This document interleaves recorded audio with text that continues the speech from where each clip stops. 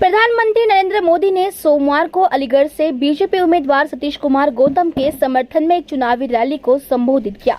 इस दौरान पीएम मोदी ने सपा और कांग्रेस पर जमकर हमला बोला। प्रधानमंत्री ने कहा कि सपा और कांग्रेस ने मुसलमानों के लिए कुछ नहीं किया। दोनों दलों ने हमेशा तुष्टीकरण की राजनीति की, लेकिन मुसलमानों के उत्थान के लिए कुछ नहीं किया। पीएम मोदी ने कहा कि जब मैं पसमानदा मुसलमानों की मुसीबत की चर्चा करता हूं तो इनके बाल खड़े हो जाते हैं, क्योंकि ऊपर के लोगों ने मलाई खाई और पसमानदा मुसलमानों को उनके हालात पर जीने के लिए मजबूर कर दिया। पीएम मोदी ने कहा कि हमने 3 तलाक के खिलाफ कानून बनाया। पहले हज कोटा कम होने से मारामारी होती थी, लेकिन अब ऐसा नहीं होता। आज न सिर्फ भारत का हज कोटा बढ़ा है, बल्कि वीजा नियमों को भी आसान बनाया गया है। सरकार ने महिलाओं को बिना महरम हज जाने की अनुमति भी दी है। प्रधानमंत्री ने कहा है कि अलीगढ़ में आए दिन कर्फ्यू लगता था। लोग पूछते थे फोन करके कि आओ कि नहीं। अब ऐसा नहीं होता। दंगे, हत्या, गैंगवॉर, फिरौती आदि तो सपा सरकार का ट्रेडमार्क ही था। यही उनकी पहचान थी और उनकी राजनीति भी इसी से ही चलती थी। पहले जब उनकी सरकार थी, उन्होंने कहा था कि देश की संपत्ति पर पहला अधिकार मुसलमानों का है। इसका मतलब ये संपत्ति इकट्ठी करके किसको बांटेंगे? जिनके ज्यादा बच्चे हैं उनको बांटेंगे।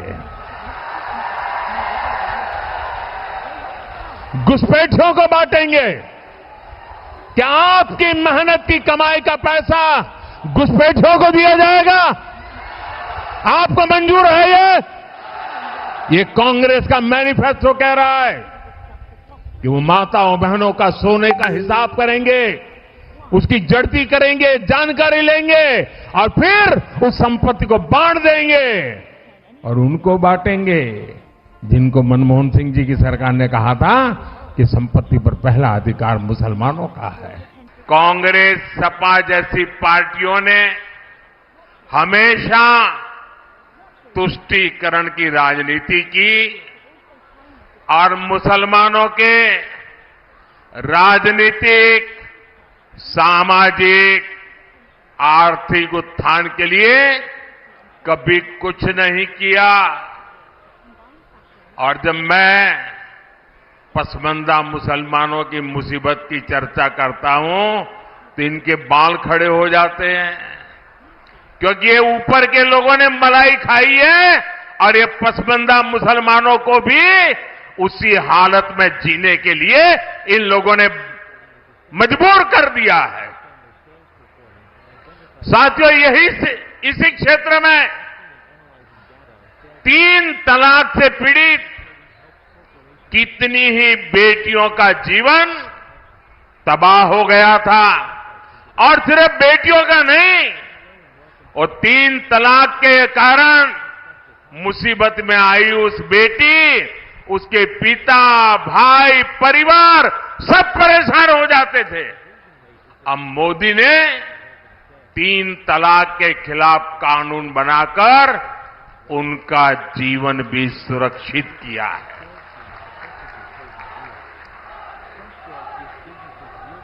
पहले हज कोटा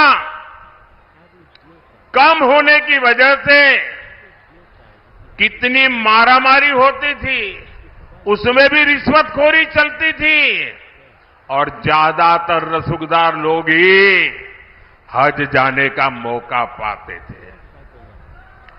मैंने सऊदी अरब के क्राउन प्रिंस से आग्रह किया था कि हमारे भारत के मुसलमान भाई बहनों के लिए हज का कोटा बढ़ाएं। आज न सिर्फ भारत का हज का कोटा बढ़ा है, बल्कि वीजा नियमों को भी आसान बनाया गया है।